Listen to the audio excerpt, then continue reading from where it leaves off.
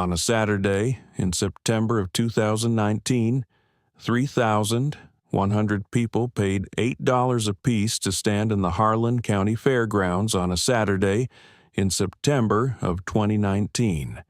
And before the first truck ever touched the chain, most of them had already formed an opinion about the woman in the faded green canvas work jacket standing beside the 1981 Freightliner FLC 120 in staging lane 4.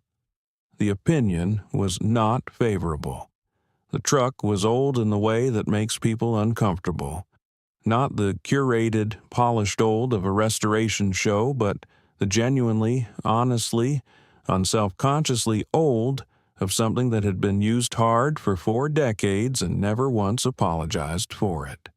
The hood was the original Freightliner blue, or had been once, though the sun had worked on it long enough that the color had retreated into something closer to the gray of creek gravel. There was rust along the lower cab corners where the paint had given up first, and the exhaust stacks, twin chrome pipes that had long since stopped being chrome, rose behind the cab with the particular dignity of things that have outlasted everyone's expectations. The tires were Michelin's, not new, but seated correctly and wearing evenly, which is the kind of detail that matters to people who know what to look for and means nothing to anyone else. Her name was Delia Marsh. She was 53 years old. She had driven that truck to the fairgrounds herself, 4 hours and 11 minutes from the eastern edge of Breathitt County, because it was still street legal, still licensed, still insured, and because she had never once in her life paid to haul something she could drive herself. In the lane beside hers sat the machine that everyone had come to see. It was a purpose-built pulling truck assembled by a company out of Indianapolis called Ironclad Competition Systems, and it had cost its owner, a man named Garrett Phelps, somewhere in the neighborhood of $340,000 by the time you counted the engine, the chassis work, the 4-speed power glide, and the matching enclosed trailer with the team name stenciled in 6-inch letters along the side. The truck was painted the kind of deep red that comes from a professional paint booth and 3 rounds of clear coat. It had a crew of 4 men who wore matching shirts. It had a corporate sponsor whose logo appeared on the door panel, the trailer, and, if you look closely, on the caps the crew members wore. It was, by any reasonable standard of measurement, an extraordinary piece of machinery. Garrett Phelps walked over to lane 4 at approximately 11:20 that morning. He stood with his hands in his pockets and looked at the Freightliner the way a surgeon might look at a patient who had arrived at the emergency room with a home remedy applied to a serious wound. Not unkindly, but with the particular brand of pity that assumes it knows more than it does. He said something to one of his crew members. The crew member laughed. Phelps did not laugh, but he smiled, and then he walked back to his truck and did not look at lane 4 again. Delia Marsh watched him walk away. She put her hand flat on the Freightliner's fender, just below the cab step, and held it there for a moment. Then she went back to checking the tires. Now, I need to stop here and explain something about Delia Marsh, because if I take you straight to the pull without telling you who she was, then what happens at 250 feet is just a number. And it is not just a number. It is the end of a story that started 31 years before that September morning. And without the beginning, you cannot understand what the ending means. Here is something worth knowing about where Delia Marsh came from. Her father, Curtis Marsh, ran a small trucking operation out of Breathitt County from 1971 until 1994, when the combination of deregulation and a bad winter and a fuel pump failure on his best truck on a mountain pass in January caught up with him in the way that small operations get caught up with, all at once, without warning, without the financial cushion that larger outfits carry to absorb exactly that kind of compounding misfortune. He sold everything he could sell and kept two things: the farmhouse on Route 11 where he had been born, and the 1981 Freightliner FLC 12. Oh, that had been his primary long-haul truck for 13 years. He kept the Freightliner because no one offered him what it was worth. Not because of sentiment, though there was sentiment, but because the engine in that truck, a Cummins NTC 400, a big cam 3, 12 cylinders, 14 liters of displacement, with a ceramic-lined whole-set HX55 turbocharger that Curtis had sourced from a fleet mechanic in Pikeville who was parting out a wrecked highway truck, was not a 400-horsepower engine in the way the name suggested. It was something else. But I'll get to that. First, I need to tell you about Delia.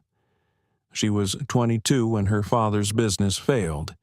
She had grown up in that business, not in the office, not on the phone, but in the shop. She had learned to read a service manual the way other children learn to read storybooks, with her father sitting beside her at the kitchen table, pointing at diagrams, explaining what each component did, why it mattered, what happened when it failed, and why. She had her first oil change done by herself at 14, with Curtis watching from the doorway of the machine shed and saying nothing because there was nothing to say. She knew what she was doing. After the business failed, Curtis went to work driving for a regional carrier out of Hazard. Delia took a job at the co-op and started helping her father maintain the Freightliner on weekends, not because they had any particular plan for it, but because the truck was there and because letting something go to ruin when you could prevent it felt, to both of them, like a moral failure. They changed the oil every 15,000 miles. They replaced the injectors in 1997 with a set of Bosch units that Curtis had found in a catalog and ordered with 3 months of saved overtime. They rebuilt the turbocharger in 2003 with a kit that Delia had sourced from a supplier in Ohio and assembled herself on the kitchen table over a long January weekend, with a service manual propped against the sugar bowl and a thermos of coffee that she refilled 4 times. Curtis died in the spring of 2011. He left Delia the farm, the truck, and a toolbox that had belonged to his own father, a man who had driven coal trucks in the 1940s and kept his tools with the kind of care that suggested he understood that tools are not possessions, but responsibilities. The toolbox was red originally, though most of the red had worn off the corners and the handles, and it contained, among other things, a snap-on torque wrench that had been calibrated in 1958 and was still accurate to within 2%, which Delia had verified herself with a calibration tool she had borrowed from the community college's diesel program in Hazard. She did not sell the truck. She did not paint it. She drove it twice a year, once in the spring and once in the fall, on the county roads to keep the seals from drying and the injectors from fouling and the turbocharger from developing the flat spots that come from long storage. She kept a notebook in the cab, a composition book with a marbled cover in which she recorded every measurement she took, every adjustment she made, every component she replaced, and why. The notebook was on its 4th volume by 2019. Now, I need to stop here and explain something because without this, the rest of the story doesn't make sense. The Cummins NTC 400 Big Cam 3 in Delia's Freightliner was not a stock engine. It had never been a stock engine, not exactly, though Curtis had started with a stock block and worked outward from there over the course of a decade with the patience of someone who understood that an engine is not a thing you finish but a thing you tend. The modifications were not dramatic. They were not the kind of modifications that show up in photographs or draw crowds at shows. They were the kind of modifications that live in the numbers, in the measurements, in the difference between what an engine does on paper and what it does under load. I need you to stay with me here, because this is the intellectual key to everything that happened on that strip. When most people talk about engine power, they talk about horsepower. Horsepower is the number that sounds impressive. It is the number on the brochure. It is the number that gets announced at the staging line and makes the crowd respond. Garrett Phelps's engine, a purpose-built, fuel-injected, turbocharged competition unit assembled by a shop in Indianapolis, produced somewhere between 2,200 and 2,400 horsepower at peak, which is a number that has no useful analogy in the natural world. It is simply a large number, and it is real, and it is impressive. But here is what horsepower is. Horsepower is a rate. It is a measurement of how fast work is being done. And in truck pulling, which is not a race but a contest of sustained force against progressive resistance, the rate at which work is done matters far less than the total force applied at the point of contact between the tire and the clay. That force is torque, and torque and horsepower are not the same thing, and they do not live in the same part of an engine's operating range, and this distinction is the entire story. A high horsepower competition engine produces its maximum power at high RPM, somewhere between 5,000 and 8,000 revolutions per minute, depending on the build. To reach that power, the engine must rev up, must spin fast, must work at the top of its range. But truck pulling begins at a dead stop against a sled that gets progressively heavier with every foot of travel. The moment of maximum resistance is not at the end of the pull. It is at the beginning, when the sled is at its lightest, but the truck is at zero velocity and must overcome static friction and begin moving. This is where torque lives. This is where the pull is won or lost. A diesel engine built for low RPM torque, tuned for the bottom of the power band, for the range between 1,000 and 1,800 revolutions per minute, where a properly built diesel produces maximum cylinder pressure per stroke, does not need to rev to deliver force. It delivers force the way a draft horse delivers force, by leaning into the collar at walking speed, by putting every pound of its weight and every ounce of its training into the harness steadily, without drama, without the noise and spectacle of speed. The force is not fast. The force is simply there, and it does not stop. Curtis Marsh had understood this. He had spent the better part of a decade adjusting the injection timing on that NTC 400, advancing it slightly beyond factory specification to increase cylinder pressure at low RPM, recalibrating the governor to hold the engine in its torque peak longer before allowing it to climb toward the horsepower peak, matching the Holset turbocharger's compressor map to the engine's revised airflow requirements so that boost came on early and stayed consistent rather than spiking and falling off.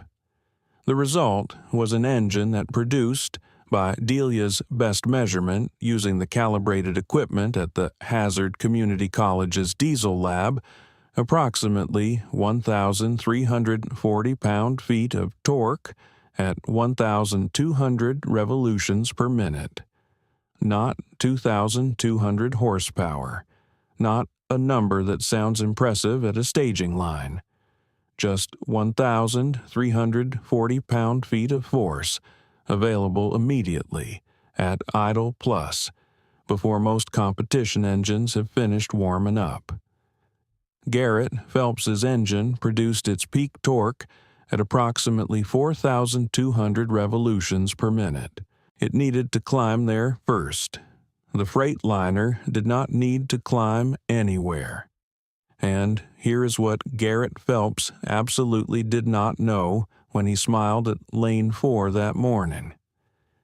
Delia had spent the 14 months prior to the Harlan County pull making one additional modification to the drivetrain. She had sourced, through a contact at a truck salvage operation in Corbin, a Fuller Road Ranger RT 12509 transmission that had been pulled from a decommissioned highway truck and was in near-perfect mechanical condition. She had rebuilt it herself over the course of 3 weekends in the spring of 2018, replacing the synchronizer rings and the input shaft bearing and the range cylinder seals, working from a service manual that she had downloaded from the Fuller website and printed at the library in Hazard, 12 pages at a time over 3 visits because the printer had a per-page limit. She had mated it to the engine with a flywheel adapter that she had machined herself on the lathe in the machine shed, a piece of work that had taken her 4 attempts and 6 weeks to get right, and which she had then had checked by a machinist in Pikeville who had looked at it for a long moment and said simply that it was correct. The transmission gave her control over the engine's operating range that a competition truck with a 2-speed power glide could not replicate. She could hold the engine at exactly 1,200 revolutions per minute for the entire length of the pull if she chose to. She could keep it in the torque peak from the moment the chain went tight to the moment she decided to stop. No rev climb. No transition through the power band. Just the bottom of the curve, sustained, for as long as the clay would allow. By 2 o'clock in the afternoon, the temperature at the Harlan County Fairgrounds had reached 84 degrees, and the air was the particular quality of late summer Kentucky air that sits on you rather than moves around you. The grandstands held perhaps 3/4 of the crowd. The rest stood along the fence line that bordered the pull strip, which was compacted clay that had been groomed that morning and had since acquired the dusty surface layer that comes from a full day of trucks and foot traffic. The strip was 300 feet long. The distance markers were painted on wooden stakes driven into the ground at 50-foot intervals, and they were visible from the grandstands, and everyone in the grandstands could read them.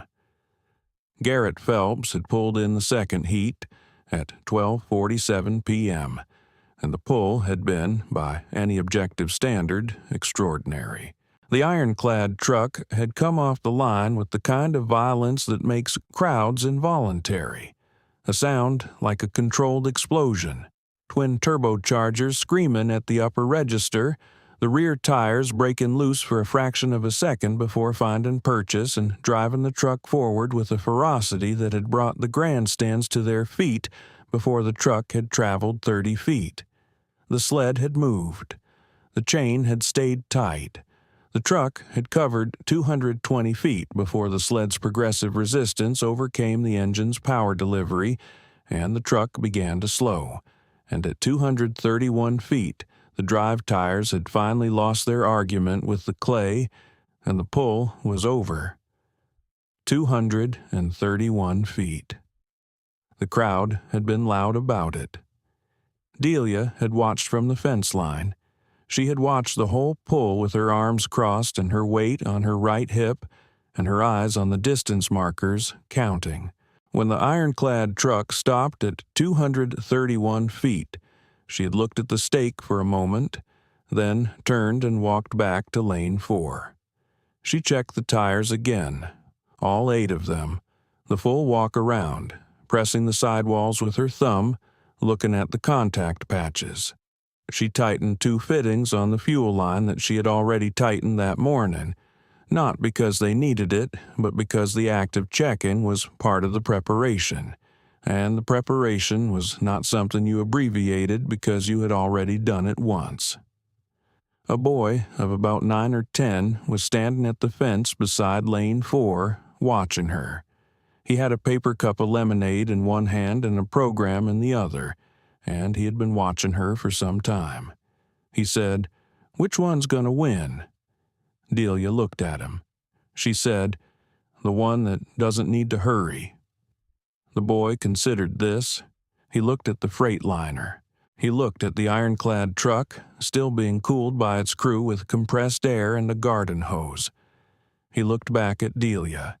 He did not say anything else, but he stayed at the fence.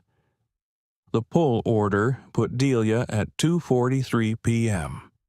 The announcer, a man named Roy Combs who had been announcing at the Harlan County Pull for 11 consecutive years, read her entry from the program with the particular cadence of someone reading information they have not prepared for. He said the truck was a 1981 Freightliner FLC 120.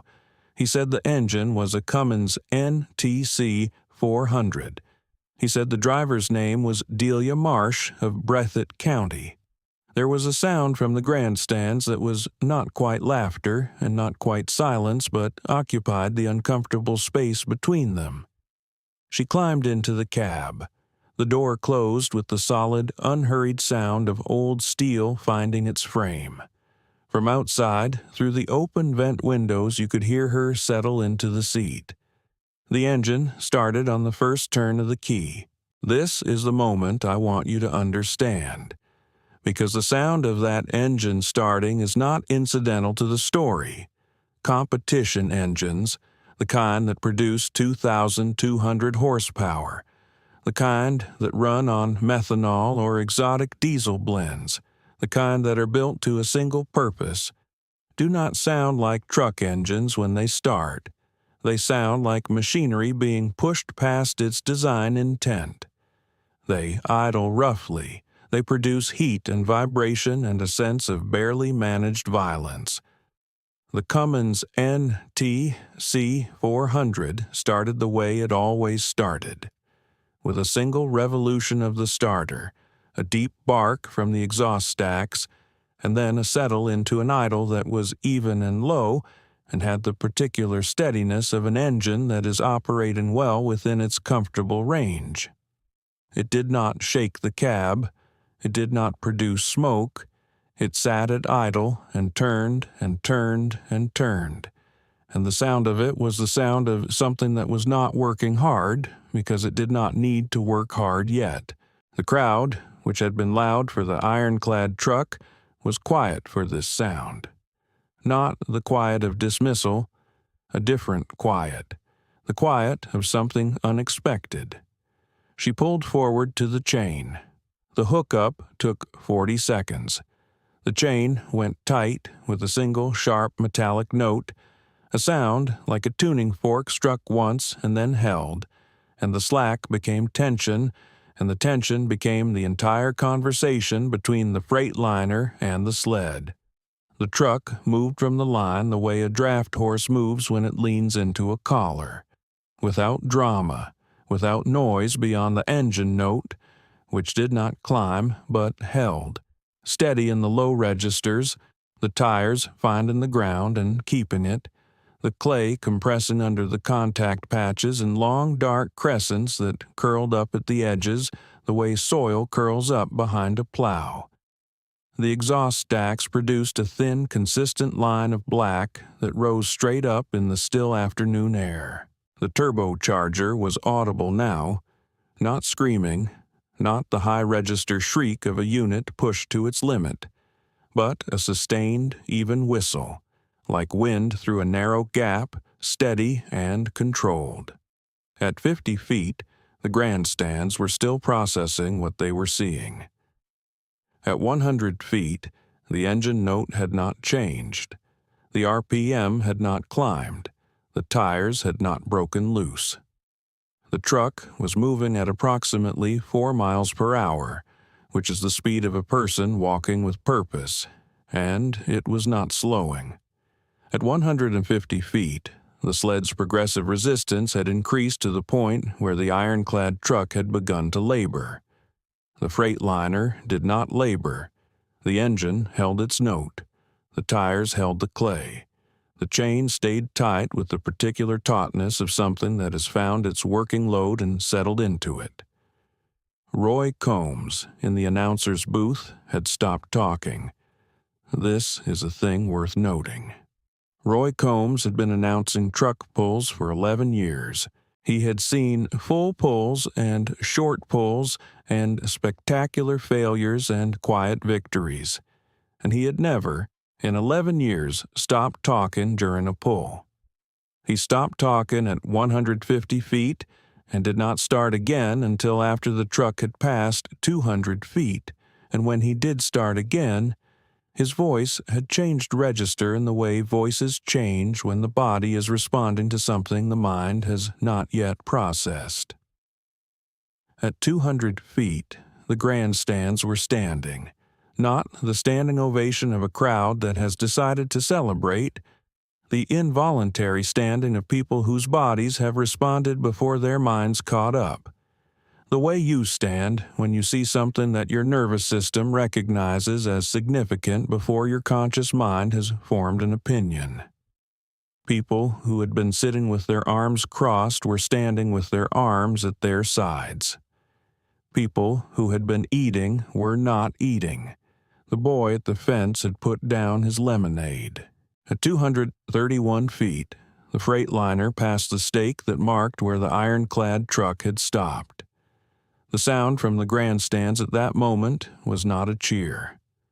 It was something more involuntary than a cheer, a single collective sound, half breath and half voice, the sound a crowd makes when something they did not believe was going to happen has happened in front of them and they have not yet decided how to feel about it. It lasted perhaps 2 seconds, and then it became a roar, and the roar was the kind that you feel in your chest rather than hear with your ears. The engine note did not change.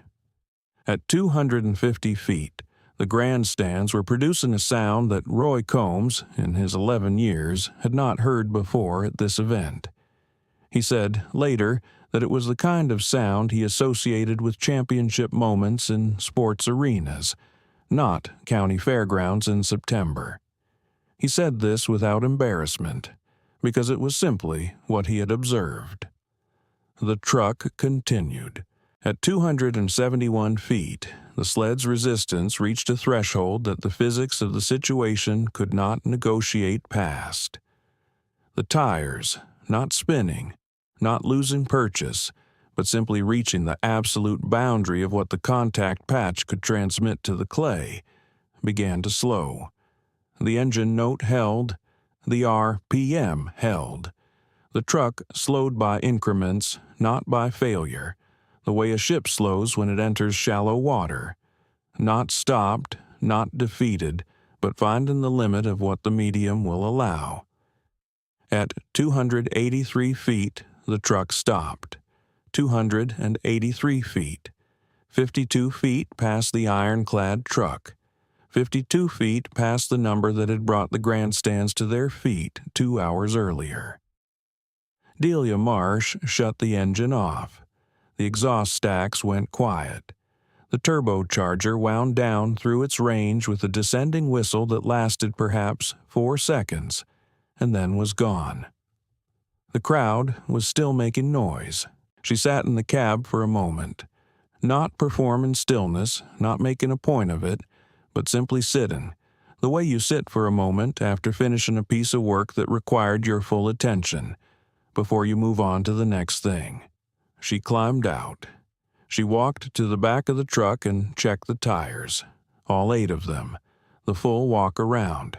She pressed the sidewalls with her thumb and looked at the contact patches, which had worked hard, and showed it. Garrett Phelps came across the strip while she was on the passenger side rear axle. He walked without hurry, with his hands in his pockets, and he stopped at the corner of the truck and waited until she stood up. He looked at her for a moment. He said, "What are you running in there?" She said, "Big Cam 3, 14 liters." He said, "Timing?" She said, "Mine." He was quiet for a moment. He looked at the exhaust stacks. He looked at the tires. He said, "Your father's truck?" She said, "My truck."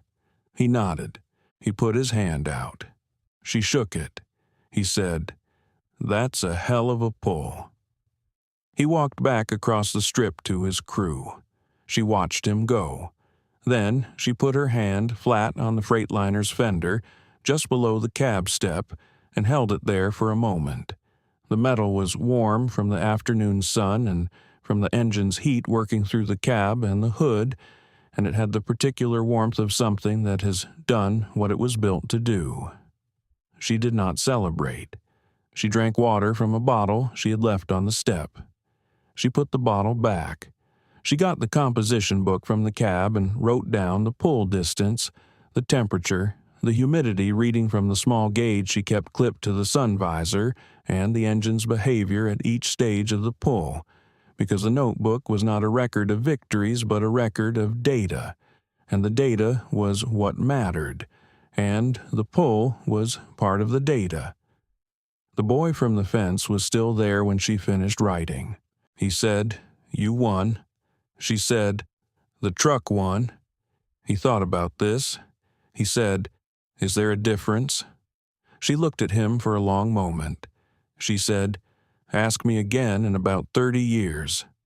There was a man standing behind the boy's grandfather, it turned out, a man in his 70s who had driven up from Harlan that morning specifically because he had heard, through the co-op bulletin board network that functions as the primary news service for a certain demographic in eastern Kentucky, that a woman from Breathitt County was going to run an original Big Cam 3 in the modified class.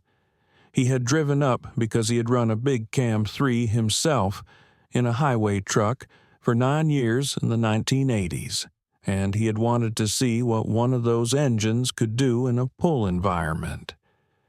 He had stood at the fence the entire time. When the truck stopped at 283 feet, he had not cheered.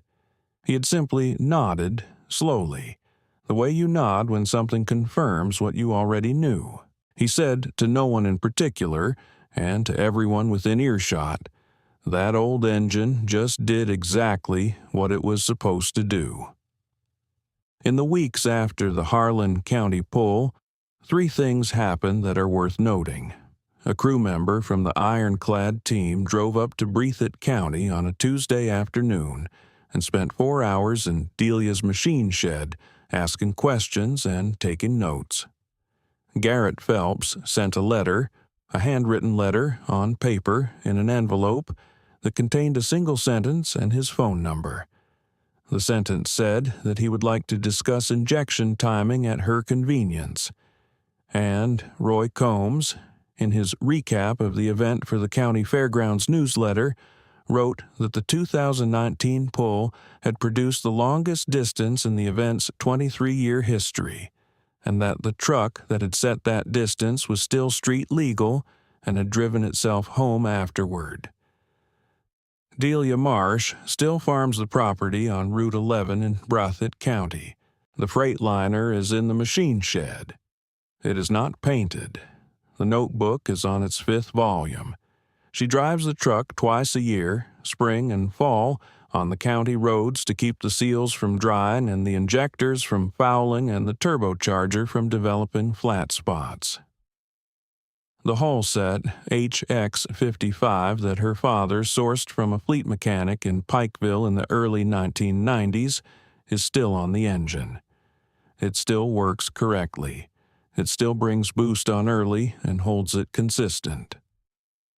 The toolbox is in the corner of the machine shed, red in the places where the red hasn't worn off. The snap-on torque wrench is still accurate to within 2%. Nothing needed to change. Everything that mattered was already there. The ground at the Harlan County Fairgrounds doesn't know what anything cost. The clay doesn't care about sponsor logos or matching crew shirts or the number on a brochure. It simply tells you what a machine is. At the point where the tire meets the earth and the chain goes tight, and there is nowhere left to hide. It told the truth about the 1981 Freightliner FLC-12. Oh, on a Saturday in September of 2019, in front of 4,200 people, at 283 feet. That truth was not a surprise to Delia Marsh. It was not a surprise to the man who built the engine.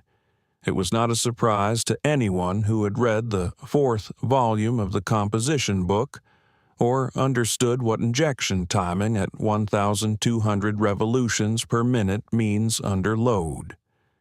It was a surprise only to the people who had decided what the truck was before they understood what was inside it. If you have ever watched someone make that kind of assumption, if you have ever been on the other side of a look like the one Garrett Phelps gave Lane 4 at 11:20 in the morning, if you have ever built something or fixed something or kept something running that the world had already decided was finished, then you already know how that afternoon felt. Not triumphant, not vindicated in the way that requires someone else to be humiliated. Just true. The quiet, permanent, unassailable truth of something proven in front of witnesses, under load, on the ground. Drop that story in the comments. Not the Harlan County pull, yours. The thing you built in a shed, the machine you kept running, the pull you made that nobody expected. I read every one of those comments, and I mean that without qualification, because the stories that come in from this community are the reason this channel exists. Every week, there is another story on this channel about someone who did the quiet work when no one was watching, and then let the work speak when it mattered. If that is the kind of story you want more of, subscribe. Not because of an algorithm, but because these stories do not survive unless someone decides they are worth keeping. And if you know someone who needs to hear this one, someone who's in the middle of their machine shed right now, 14 months into something the world has already written off, send it to them. That is what these stories are for. The Freightliner is in the shed. The engine is ready. The notebook is open to a fresh page.